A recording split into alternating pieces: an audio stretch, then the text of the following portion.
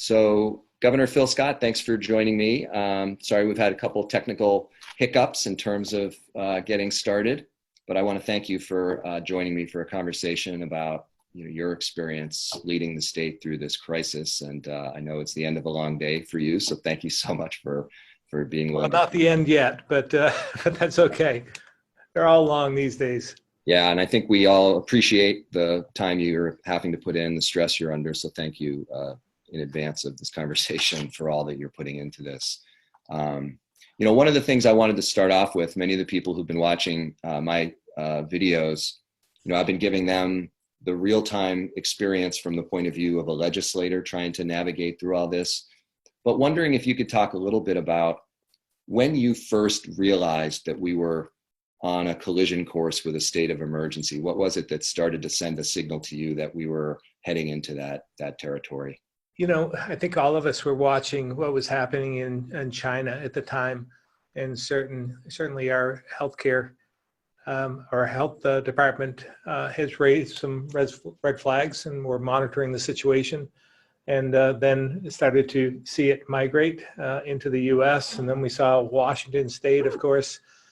And so it started to get a little bit more real then, but that's all the way across the country. And surely, I mean, from my standpoint, I kept thinking, well, typically, you see a wildfire start to grow, and it goes from one end to the other, but didn't anticipate, I guess, or should have, that with travel the way it is today, we're so connected. But for me, I think it really hit home when I received a call from Governor Sununu on, I think it was on a Saturday or Sunday morning, I can't remember. And he said, I just want to let you know, there's a chance we've had our first outbreak, and it involves Vermont.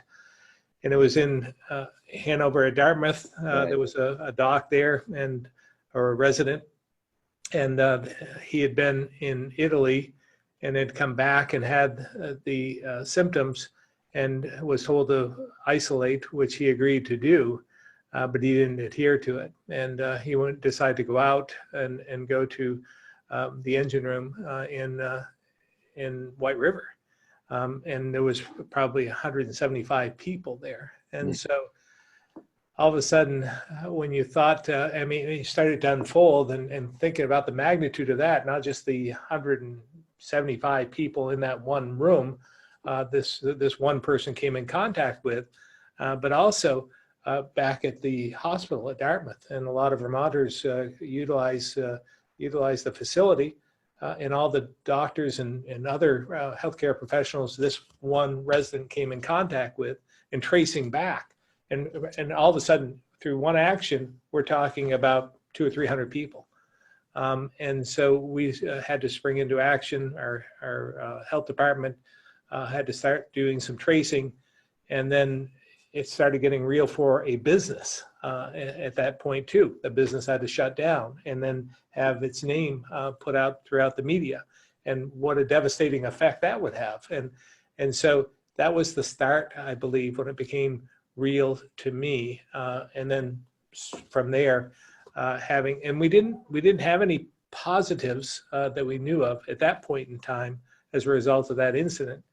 But then when we did get the news about our first positive case, then and there was two at the same time, it became real. So actually one positive case, then the deaths. So we had two deaths in the same time frame. So. Well, I remember people were being encouraged to, bump elbows and not shake hands. The Commissioner of Health started to talk about more frequent hand washing and using, the alcohol-based substances to clean your hands. And that was probably in the days just before what you described. And it seems like a million years ago, but then within a couple days, it seems like of that episode down in the Upper Valley that you're describing, the requirements of our social activities changed very quickly. Had you appreciated at that moment what it would mean to have to make some of the, a state of emergency declaration? We're accustomed to doing that during natural disasters like Irene, things like that. But when you had to make the decision for a state of emergency order, had you anticipated what that might set in motion at that point? Yeah, I don't think the rapid pace of what that would set in motion, that wasn't anticipated. I still felt as though, and I still feel today, that I did the state of emergency at the right point in time, trying to stay ahead of it, listening to the experts, because I think that was critical throughout this whole response, has been listening to those who really know what they're talking about, right? And trusting what they're saying, surrounding yourself with good people, absorbing as much as possible, and then trying to make the best decisions based on public safety and public health, not on politics, not on business, not on the economy, but really what is it going to, and I try and do that with everything that I do, but public safety is the highest priority of any government, I believe. And that's why many governments were formed, were just to protect people. Right. So this is no different, but I can't say that I anticipated the rapid fire from there, because it was quick. As soon as we did that, then all of a sudden we started seeing more cases develop, what that would mean, how, and then seeing how quickly that it would spread. That was alarming to me, because we had no immunities ourselves, and this particular virus spread like wildfire, both in Washington State, and again seeing in real time how people were being transported out of the nursing homes, how quickly they were affected, how many deaths, seeing that they couldn't even handle the morgue, became overwhelmed. I mean, there was just so many things like that that were so vivid at that point. And I kept thinking, we don't want to end up like that. We don't want to end up like Washington State. And then again, trying to think 2 steps ahead all the time. What is it that we need to do? And from my standpoint, it was all then about seeing what happened in Washington. Was we have to protect the most vulnerable, those with chronic conditions and elderly and so forth.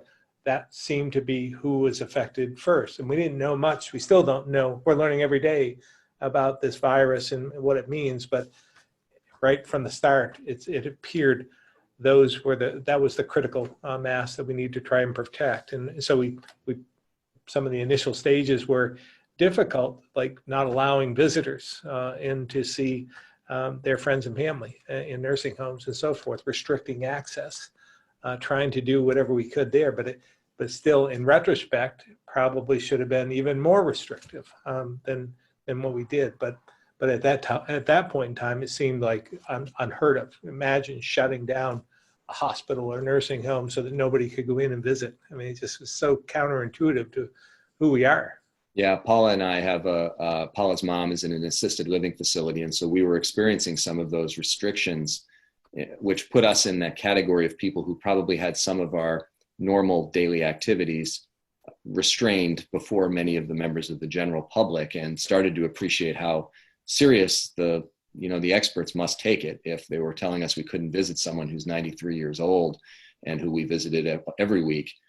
And as a legislator, one of the things, and sometimes the timing gets a little thrown off for me, but I felt like in those first days when it became more broad, the restrictions that were put in place, it was like a series of waves crashing over, with the school closures, childcare, then restaurants and businesses. And it's hard enough to make one decision, trying to take in all the right information.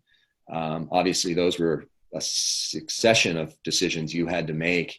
Can you just describe what it was like, how many people you're listening to, how complicated it is to have to make what is going to be a very disruptive decision, one that you knew you signed up for, but probably hoped you didn't have to ever exercise? What was that like behind the scenes for you to have to contend with those questions? Yeah, I mean, you're always second guessing and trying to determine whether you're doing the right thing. And I knew I was doing things for the right reason, for public health and safety and so forth, but I didn't want to, a knee-jerk reaction to something either. Wanted to make sure that we're doing it in a timely fashion. And then, my biggest fear, I don't fear a lot in life, but I fear hurting or having a detrimental effect on someone else in a in a real way, severe way, and in this case, death. So having that burden, I think, is something that I take very seriously. Obviously, we all do, but in this case, I'd rather err on the side of being too reactive, doing too much, than having to live with shoulda, coulda, woulda. So we were able to put those into place. But again, in retrospect, when you think about, we closed the child care centers 2 days before the first deaths that we had in our state. We were still trying to ramp up our testing all at the same time. Closing down the bars was the right decision to make because it was right before St. Patrick's Day, right? And I thought about that. I said, we can't allow this to happen. We can't allow people to go out and infect each other in a large way, but at the same time, big weight on that. That to me seemed like a big decision to make at that point in time. Right. But in retrospect, it was nothing compared to what. Of all the second guessing, it'll probably be the last thing on people's mind. And I still remember Mayor Weinberger here in Burlington had declared that bars would be closed, I think, for a 24-hour period for the same reason. Before that could even go in effect, we had made a statewide policy through your order. And I've actually been really impressed that people, when you issued the order, some people would be unhappy, and there's no question about that. But as a general matter, I think people understood that there's a reason this is happening. It's not because the governor, the legislature, anyone else wants to do these things. There must be something that they know, the risk involved with failing to take these actions. And, what was your, you're a human being just like everybody else. And despite being governor, information still filters to you from the public and friends and people that who you're still in touch with. What was the type of feedback you were getting directly? Mostly sympathetic to taking these strong measures, or 50-50. You're on both sides. There's some who still today, I think we're going too far, way too far, taking away our civil liberties, which I take very seriously. But taking those away, it's like shutting down the economy. If anybody had told me that I was going to be there shutting down businesses and the economy in Vermont a year ago, I would have said that'll never happen. I would never do that. But here I am after spending 3 or 4 years just constantly talking about the economy and how we need to grow the economy and how we need to welcome people in, bring more people to the state. And I'm telling people now, stay away and shut down your businesses. It's just counter to everything that I believe, except the fact that we need to protect people. And so I think being clear and concise and transparent, I think was more important than ever during this crisis. And I think that we've all had a part in that. Certainly the engagement with the legislature. I think the silver lining of all this is that people just put politics aside, and we did what was right. We did that after Irene, but this is different than Irene even because it's Irene was, we did, all the damage was done during Irene in a 24-hour period. And then we woke up the next day and just looked at the devastation all over across Vermont. But it was physical. It was something tangible. You could touch it. You could fix it. You could build it. And then we pulled together and got that done. This is different. This is like, it's been raining now for about 8 weeks. And I don't know when it's going to stop. Yeah, it's a good metaphor or comparison. I think that, a couple differences with Irene. Many communities were hit, but not all communities were hit by Irene in terms of damage. And but the same here in some respects. When you think about, we're all affected by this, but there are some communities that are more affected than others because of the transmission and how quickly this happens, and certainly more in the denser populations. I talk with our other governors around New England and across the country quite a bit, staying in touch, listen, try and glean as much as I can from everyone, giving information as much as I can about things that may have worked or didn't work in Vermont. And so we share a lot. But I remember Governor Baker in particular talking about Boston and his first experience. And it was that Biogen conference in Boston. And it was 175 or 100, no, it was 200 people there, I believe. 200 people there at this conference for 4 days. And there was 2 people from somewhere in Europe who had come to be presenters, and they attended the conference. And as a result, it was like a week, 2 weeks later, 170 people out of the 200 were infected, were positive. And how quickly that spread in that short period of time. And then again, like wildfire with a dense population. And he finally saw, I don't think he shut down the bars and restaurants when we did. It was after the fact. A little bit after. Yeah. But he had seen pictures of his son. His son had brought pictures of them all out partying and going to bars and doing all these things after he put in place some guidance saying you need to socially distance yourself, you need to do this, and nobody was adhering to it. Nobody was taking it seriously. So that's when he put the hammer down, so to speak, and changed things. And yeah, my parents lived not far from that hotel where the conference was held, and so for them it was very real. They're both in their 70s and obviously more vulnerable in terms of the impacts, and so it was very real to me when I saw that one conference, which was able to see this real serious problem. And I saw it, the governor of Massachusetts, for those who don't know, was a health insurance executive for many years and a good one at that. He himself just had his best friend's mother succumb to COVID-19, and it was very moving actually watching him speak about it at one of his daily press conferences in Massachusetts. So I think this gets very real in a hurry when it's someone you know. And I predicted that, we would know someone who has been impacted in some way or some family member, and then it becomes real for each and every one of us. And for us as a legislature, Bernie Juskowitz was someone we all knew, served with. I knew his family members. His nephew is one of my best friends. So it got very real for me at that point too, when I saw what was happening to him as a result of the coronavirus and finally succumbed to that. So, but going back to the timeline, shutting down the child care centers and so forth, that was like 2 days before the first 2 deaths. And that was another milestone. Those 2 deaths made it very real. And again, knowing that it was spreading quickly at that point, but it confirmed it was the right decision to make 2 days earlier with the childcare centers. So each and every time, we've seen some confirmation of why we're doing what we're doing and why we need to keep it up. And it's, we're somewhat of a victim of our own success in some ways, because Vermonters, even begrudgingly, even those who don't agree that we should be doing it, have been adhering to this. They've been doing a good job, and they may not like it, but they're doing it because, again, we're trying to give them all the information. But we've done such a good job in some respects that our trajectory is going, the modeling, we're doing better than our modeling showed. So that's good news.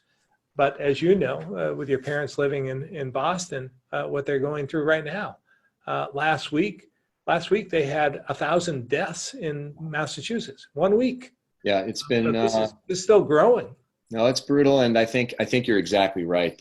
It's a real testament to the people of Vermont that, like it or not, they have followed the orders and really respected the instructions that people have been giving, even when it costs them a lot of money that can't be recouped, and taking away activities in their lives which can't be reclaimed.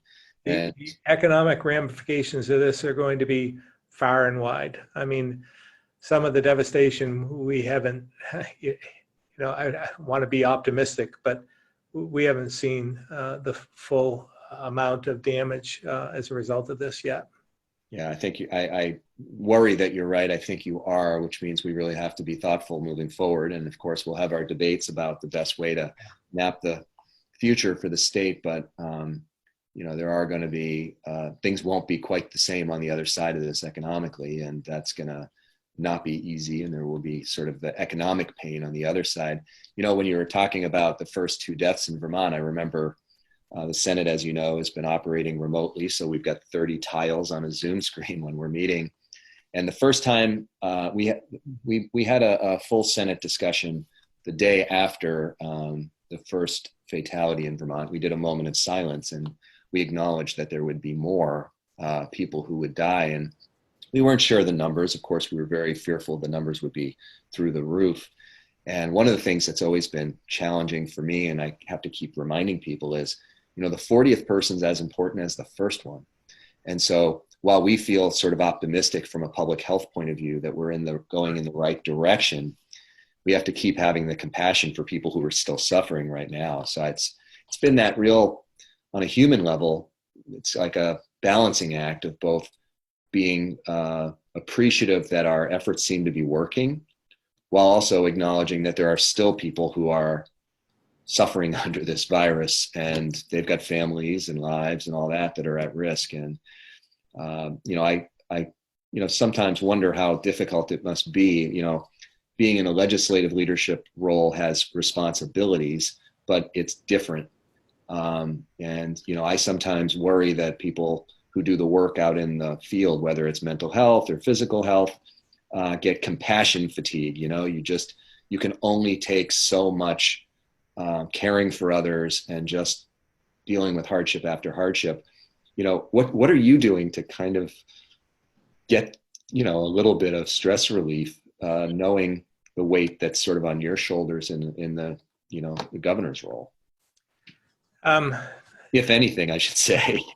Yeah, I actually, nothing at this point. From the first time when I received the message, I was at a Norwich University hockey game when I got notice of the first positive cases in Vermont, and we were going to have it was a Saturday night, and we were going to have a press conference the next day, and I took the call during the first period of the game, so I never did see the whole game, and that was probably the last time that I did anything outside of work, and it seemed like, I joke about this being living in his dog's life, like I'm in a time warp in dog years, because it really wasn't that long ago when you think about it. I mean, it was about six weeks ago, maybe.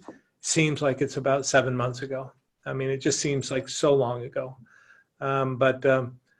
So I haven't let up since. I look forward to that at some point, but just continue to work every day, long days. But I worked in the construction industry for 35 years, and this is the pace. But you get a day off every now and then, usually like a Sunday, but that hasn't been the case yet. But it's the same thing, just a long day. Sundays now, or might as well be a Wednesday. It doesn't seem to matter because the spread of the infection doesn't care about the calendar. Boundaries don't matter. Calendars don't matter. Nothing seems to matter. It affects all of us. And so that's how about, sorry to interrupt. How about your wife is in healthcare. How have you had to shift just like everybody, have you had to make some changes the way everybody else has? I've told you about, our visitation of my not quite mother-in-law. What's that meant for you guys? Well, my wife is a bit of a germaphobe. So she's always been that way. And this has just heightened that. So if I come in, when I come in the house, at 8 o'clock, 8:30 at night, I have to go straight into wash my hands, make sure that, and I do. I've never washed my hands as much as I have today, dozens of times a day, but I have to do that, and then we really somewhat socially distance ourselves even then, and we have a plan put together. If if either of us, we both take our temperatures twice a day. And because she's still in healthcare, she's a nurse, so she still goes in and works. And so if either one of us has any symptoms, we're going to separate totally physically and move into different spots because we don't want to infect one another. And because we both have important jobs to do. And so it's just important that we do that. So everybody's affected in different ways. And I just keep thinking about, again, in every decision I make, I try and put myself in the shoes or boots of someone else and think about how this decision, this policy is going to affect them. And it weighs on you because some of my best friends are in business in different sectors, and I've affected every single one of them, every single one. Right. And sometimes they understand, sometimes they don't. But they understand it. They trust that I'm doing it for the right reasons. And that's what I keep trying to do. Well, I want to set you back to work shortly, so I'll ask you just a couple more questions. First question, obviously the unemployment system got just completely nailed by a tsunami of applications. The pace of the speed with which the unemployment numbers climbed was just unbelievable. Then you had all the people who were self-employed and independent contractors who normally wouldn't qualify for any of that, but with the federal government saying that they were going to provide a benefit with the states running it, it created this double effect, if you will. Can you just talk a little bit about what it's been like knowing that you're on the receiving end of a lot of heat because of people's desperation to get the money they need to pay the bills, knowing that you're the chief executive of the state and the accountability, ultimately goes with the governor and through the commissioner of labor. How have you been trying to handle both the reality of the challenges that they face, getting things to the other side, and where do you see things right now? Yeah, I think first of all, I handle it the way I handled other things, just being fully transparent about the issue. And taking responsibility for it. No, I wasn't going to blame someone else or some commissioner or some frontline worker. This is an issue that affected the system, and we needed to fix it. So I just put in place a series of initiatives where we're trying to track down what the real problem was, because initially, like everyone else, I just thought, well, they're not getting through on the phone lines. We just don't have enough people who are signing these people up. That must be the problem. And then I found that it wasn't quite as simple as that, because that's a simple problem to fix. Because I kept from the start, I said, well, we have people, the state employees and other departments, motor vehicle and so forth, and the health department. We have people that interact with the public all the time. We can just put them over in the labor department and fix this problem. Well, we did that. We put, dozens of people over there, but it didn't fix the problem. And I just initially thought that would solve it. But what I found was there are so many series of, with the old computer mainframe that we had as well, slow, and it's something that was not easy to manipulate, and there wasn't too many people that we had that could do it. But it was really like, if you can imagine, maybe a paper shredder, and some of the paper shredders, you can put like a dozen pieces of paper through, and then there are other less expensive models that you can put one in. Right. And when you put too many in, it jams up and stops and quits. This is what's happening. That was what was happening to our mainframe, was that they were trying to force too many through. So we extended the hours, trying to work around some of those issues. And then the feds had so many different restrictions that I didn't realize that would kick people out of the system and then force them to call in or do something to fix it. Well, that's when it started to fall apart because you couldn't get through the phone lines. And then people were calling hundreds of times and then tying up the phones as well. So it was just a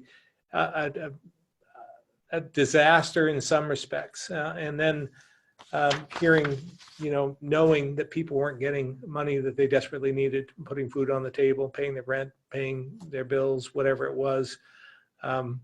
We decided to as we discussed with you and the speaker, we're going to have to take some financial risks, some risks with the federal government to try and do some workarounds on these issues.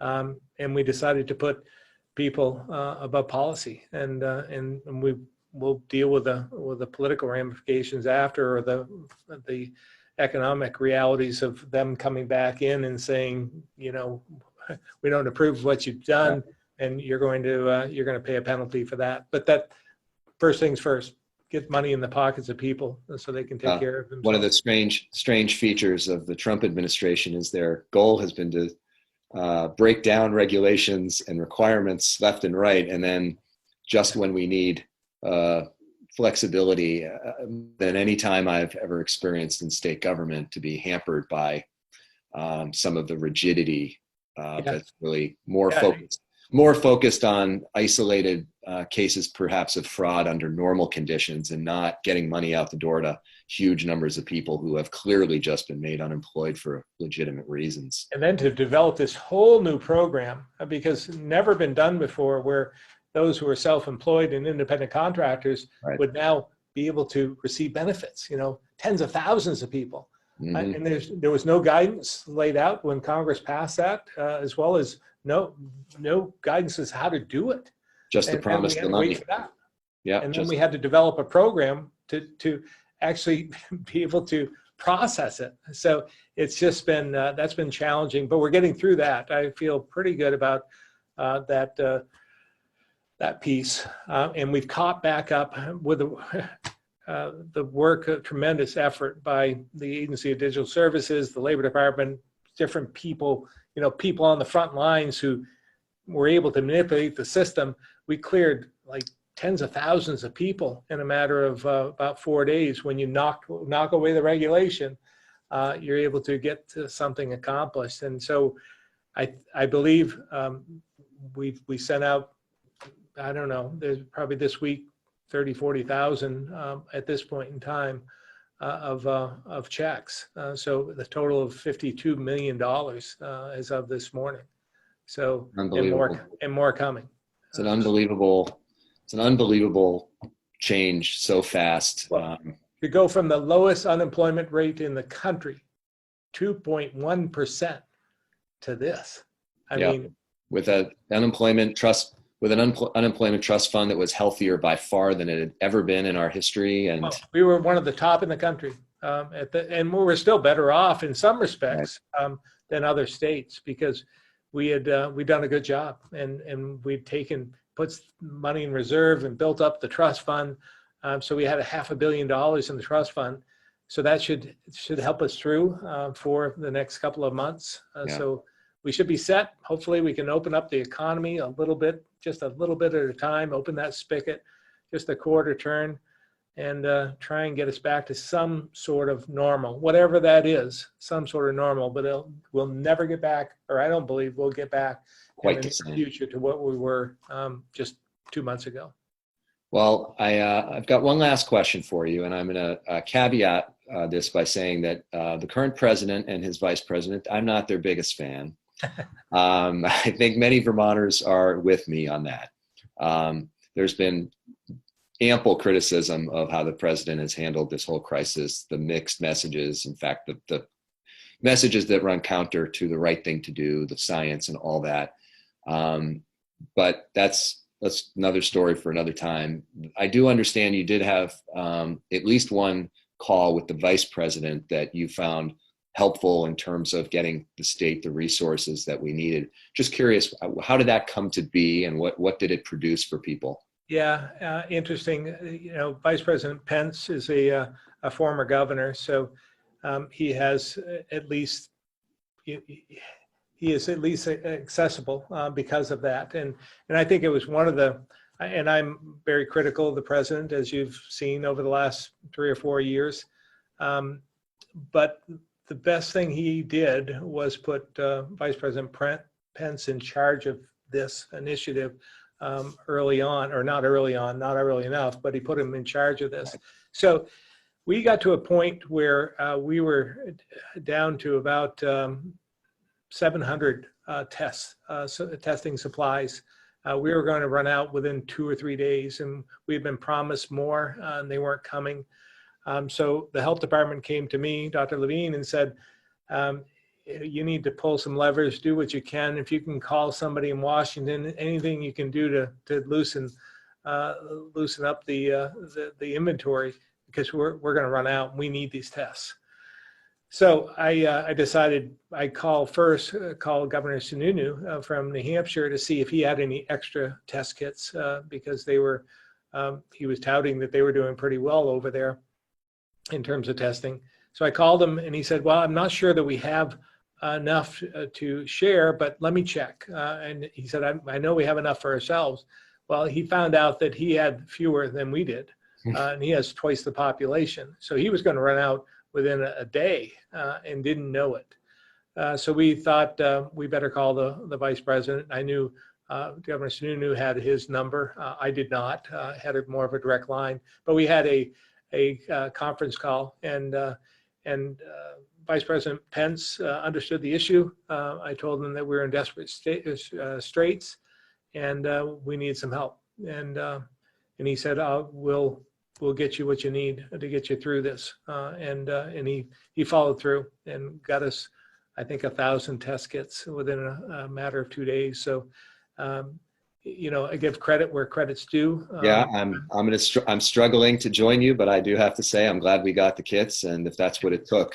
Because it could have led to another disaster of hard to determine, because if you can't test, then it still continues to spread, and we've seen how quickly it spread. As we said in Massachusetts, in Boston, we could have had dire straits here as a result. So again, not always particularly grateful for some of their actions in Washington, but this was one that did work. I do want to say that our congressional delegation has been very responsive to everything. We talk a lot, and again, without them, we wouldn't be in the position we are either. So everyone across party lines have come together in this time of need. I'm very proud of each and every one of the members of the legislature, as well as those throughout Vermont, who have done the right thing, and understood that we're in this together, and the only way we're going to get through this is to put things aside and do what's right, and they've reacted appropriately.